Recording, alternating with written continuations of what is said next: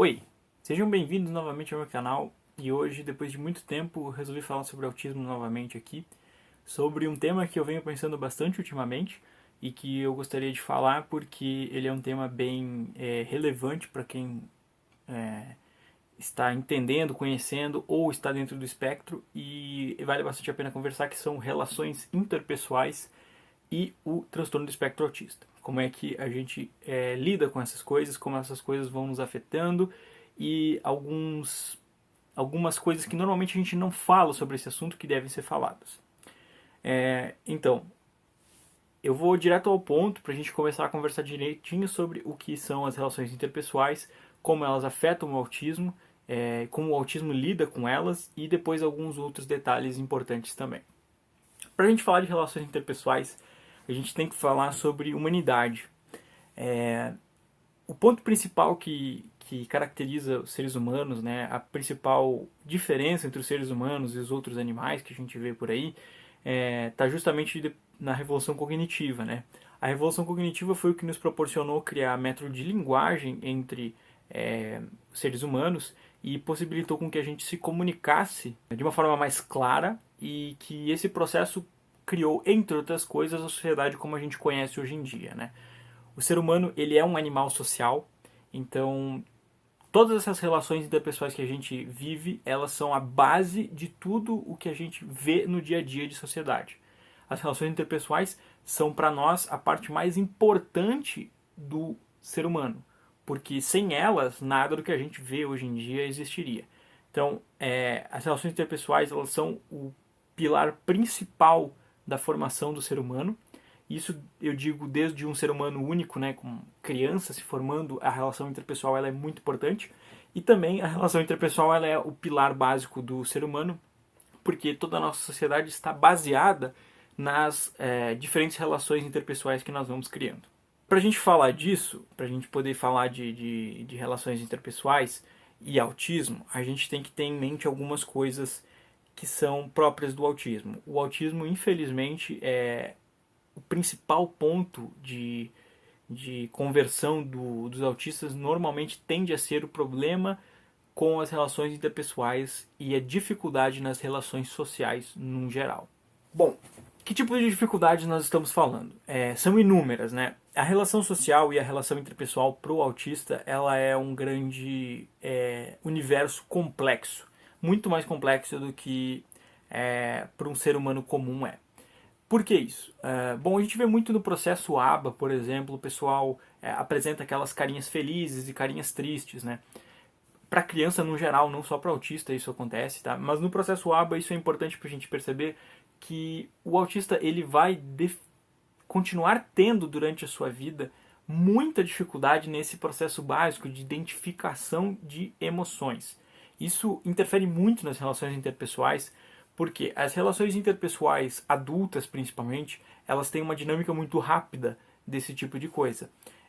Para o autista é muito difícil você conseguir entender essa dinâmica funcionando na prática. Então a dificuldade de identificar diferentes sentimentos e emoções, ela aparece, claro, em crianças que são neurotípicas, é difícil você entender isso quando é criança normal, mas para o autista isso se perpetua por toda a vida. Na verdade não é a dificuldade, é a dificuldade com a dinâmica. Então, o autista até identifica a sua emoção e o seu sentimento, mas ele demora um pouco mais do que o normal. Outro problema muito comum no autista é o descolamento do padrão de linguagem. Normalmente os autistas ou pessoas com a síndrome de Asperger, como eu, têm um padrão de linguagem muito diferente do que os outros neurotípicos têm. Muito porque o padrão de linguagem do autista ele é muito visto e não muito natural. Ele tem que ser visto, tem que ser percebido e observado. Por isso, muitos autistas repetem padrões de comportamento que eles veem em filmes, veem na televisão, veem que os pais fazem, porque para eles criar um padrão de comportamento, uma personalidade de linguagem é algo muito difícil. Então é mais fácil você fazer um processo de observação e reprodução daquilo que é observado. O problema disso é que você gera normalmente um padrão de linguagem que é muito diferente de todos os outros neurotípicos. Ele ou é uma fala completamente descabida com aquilo que está sendo conversado, ou é uma fala extremamente formal. Então a dificuldade apresenta-se nessa questão de que o padrão de linguagem ele não condiz com o que os neurotípicos, principalmente os neurotípicos da mesma idade, apresentam. Então, muitas vezes para o autista, e isso eu posso dizer por experiência própria, o que acontece na nossa convivência social com os neurotípicos é que a gente cria uma série de engrenagens para que a gente consiga perceber a dinâmica social. Isso é muito difícil para autistas de nível 2 e 3, então eles vão ter esse problema, mas autistas de nível de suporte 1 e síndrome de Asperger normalmente conseguem fazer isso, que é você começar a ligar os sentimentos ao padrão social e a padrão de linguagem junto. Então você vai começando a transformar a sua realidade social, o seu conviver social num grande laboratório, onde você vai buscando, você vai identificando o que vai acontecendo e você vai buscando soluções naquilo que você já viu e já observou. Ao ponto de que isso vai se tornar tão automático para você que vai ser quase, entre muitas aspas, natural. Porque natural não é. Você está sempre seguindo um padrão que você já viu, mas você nunca está fazendo algo que você realmente está sentindo naturalmente. Porém, você vai tentando transformar esse processo que é artificial em um processo natural por meio da tentativa e erro. Então, normalmente é assim que os autistas de nível 1 e síndrome de Asperger acabam se camuflando na sociedade. De repetir e de observar muitos padrões de comportamento social e ir repetindo eles dentro da sua própria realidade, do seu convívio social. Para a gente falar um pouquinho mais sobre como o autismo se engloba com as relações interpessoais, a gente também tem que entender o problema da barreira, né? Que é um problema muito sério. Mas para isso a gente precisa entender um pouquinho mais de relação interpessoal. Na minha forma de ver, eu vejo que as relações interpessoais, elas normalmente surgem por 3 motivos, quase sempre. O primeiro deles é identificação, então as pessoas se identificam uma com a outra e isso vai gerar a sua relação interpessoal. O segundo que é afeto, que é um pouquinho parecido com identificação, mas normalmente não tem necessariamente identificação, mas você começa a ter um afeto ou um carinho por certa pessoa e nasce a relação interpessoal. E em terceiro ponto, o interesse, quando você normalmente tem um interesse por trás daquilo e você busca a relação interpessoal para atingir aquele interesse. O problema do autismo é que a barreira nasce porque na identificação não há identificação dos neurotípicos com os autistas. Porque os neurotípicos não conseguem se ver nos autistas pelo padrão de linguagem muito diferente, por conversas que não levam a lugar nenhum e acaba havendo um certo afastamento por não haver identificação. Como não há identificação, muitas vezes, a maior parte das vezes, também não há afeto. Então não há essa relação interpessoal em troca de afeto com o autista, porque num primeiro momento não há identificação, não há interesse, não há um primeiro interesse por identificação, e como o autista é uma pessoa que tem muita dificuldade de se abrir, até porque os sentimentos não são tão óbvios para os autistas, não há o afeto normalmente. Acaba sobrando quase sempre a última opção, que é interesse.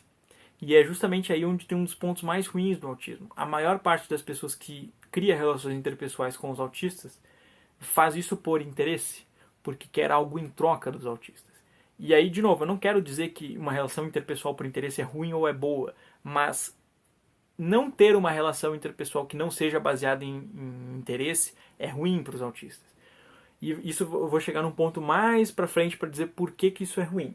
Mas antes disso, eu gostaria de dizer que todos esses 3 pontos eles acabam gerando uma barreira natural entre as pessoas neurotípicas e os autistas, os atípicos e os neurodivergentes, porque você isola eles da camada social, né? Você não considera eles parte daquilo que você vive. E isso é um processo que é natural, eu vivi, quase todos os autistas vivem, dificilmente você vai encontrar um que não vive. Eles são como se fosse uma parte à parte da sociedade. Eles são colocados de lado. Isso desde escola até família e muitas vezes também em convívio social geral, né? Com amizades que normalmente excluem o autista para o lado, só buscam ele quando tem o interesse. E isso aí todo esse afastamento ele vai gerar implicações no autista. A maior parte dessas implicações está ligada a comorbidades que os autistas já têm. E aí normalmente gera um grande problema, né? Porque os autistas, infelizmente, sofrem de várias comorbidades que são muito sérias psiquiatricamente falando, e todas elas são geradas por conta desse problema social. Então, autistas têm um nível de depressão muito alto por conta desse afastamento. Ansiedade também. Muitos autistas possuem TDAH também, e isso influencia em depressão e ansiedade conforme vai seguindo. E, além disso, existe o processo do masking, né? O processo do masking é talvez o grande problema psiquiátrico do autista, porque o processo do masking, para quem não conhece, é o processo do autista tentar se colocar como um atípico, como um neurotípico, desculpe, dentro de um padrão de convívio neurotípico, mudando atitudes e tomando atitudes e padrões de comportamento que ele não tomaria naturalmente. O problema do masking é que ele não pode durar para sempre. O autista não aguenta o masking o tempo inteiro. E aí chega um momento em que ele começa a se frustrar consigo mesmo. E isso vai gerar aquelas outras comorbidades, como depressão e ansiedade, por conta do processo de masking que ele mesmo está fazendo. Então, o masking é um processo que ele vai naturalmente atingir os autistas de nível 1 e síndrome de Asperger, porque ele normalmente vai buscar se encaixar dentro daquele padrão de comportamento, e quando ele tenta se encaixar, ele acaba quebrando o seu ser autístico. E isso, depois do ser autístico, cobra de volta. O autismo, infelizmente, é uma comorbidade que ele cobra muito se você não está sendo uma pessoa que você é naturalmente. Então, esse lado autístico da pessoa, ele cobra muito. E por isso ele é tão complicado. Além disso, tem um outro processo. E esse processo é um processo complexo, tem pouca literatura sobre o assunto, infelizmente se fala muito pouco, mas é um processo que ele acontece muito com quem é autista, e de nível 1 principalmente, nível 2 e 3 também acontece muito, que é um processo de disrupção social. Chega um ponto do autista que ele enfrenta tanto masking dele mesmo, tantas comorbidades como ansiedade e depressão, geradas por conta de um convívio social que é ruim para ele, e principalmente gerada por relações interpessoais que são tóxicas para ele, que buscam um interesse por trás, um interesse a ser tirado, uma vantagem em cima do autista, que isso vai gerar um processo de disrupção social. Normalmente isso acontece até na adolescência e começo da idade adulta, que é um processo em que o autista se fecha completamente para quase todas as relações sociais que ele tem, desiste de ter as relações sociais porque ele tem uma sensação ruim com elas. E quando esse processo acontece, quando essa disrupção acontece, infelizmente, muitos autistas acabam se fechando completamente, e isso dá espaço para muitas outras comorbidades, principalmente a depressão, aparecer muito forte. Como se fosse uma quebra disso. Às vezes esse processo disruptivo pode também aparecer como uma coisa um pouco violenta, né? E com uma coisa violenta não quero dizer de violência física, mas ele é um processo de disrupção de personalidade. O autista que tem a sua personalidade natural, ele acaba criando uma barreira, um muro para as outras pessoas, e esse muro ele tem como se fosse algumas, vamos dizer, umas concertinas, umas cercas elétricas, que são processos violentos. Então ele é muito rígido, ele é muito grosseiro, agressivo nas palavras, porque ele não quer que as pessoas cheguem perto dele novamente por medo das relações interpessoais ruins para ele. Então esse é um processo bem complicado. E por fim, para finalizar esse vídeo sobre relações interpessoais, eu gostaria de falar sobre uma teoria que um pessoal da psicologia fala bastante, e eu acho bem interessante, sobre neurotípicos e atípicos, que é a teoria da ponte entre os neurotípicos e atípicos. A ponte é uma coisa que acontece da seguinte forma: você tem os neurotípicos e os atípicos, e você tem uma ponte entre eles. Normalmente, o ideal seria que ambos os lados caminhassem para o meio da ponte e ocorresse uma espécie de harmonia entre um lado ceder, o lado atípico ceder e o lado neurotípico também ceder, para que a relação seja saudável para os dois lados. Mas normalmente o que acontece, principalmente no processo do masking, é que você tem o lado neurotípico que não se move por nada e o lado atípico que se move totalmente para o lado neurotípico. E isso normalmente é muito, muito ruim, porque gera uma relação interpessoal que é desgastante, que é tóxica para o atípico, porque ele sofre com esse processo e que ela normalmente não vai trazer bons frutos. Então, o ideal que eu gostaria de trazer para esse vídeo é que as relações fossem como essa ponte onde as duas partes se encontram, onde os atípicos fizessem o seu esforço natural, que já fazem todos os dias para entender um pouco melhor os neurotípicos, mas que os neurotípicos também fizessem esse processo para poder entender melhor os atípicos. E que esse processo poderia funcionar como uma harmonia melhor para essas relações sociais. É claro, é muito difícil, é quase impossível que isso vá acontecer até mesmo num longo prazo, porque você teria que mudar muitas coisas dentro da sociedade para isso acontecer, mas é o processo que seria o mais ideal possível para que ambos os lados consigam tirar proveitos bons das relações interpessoais, para que o autista principalmente consiga se desenvolver nesse aspecto e não acabe ficando preso, né, nessa relação que normalmente não é boa para ele.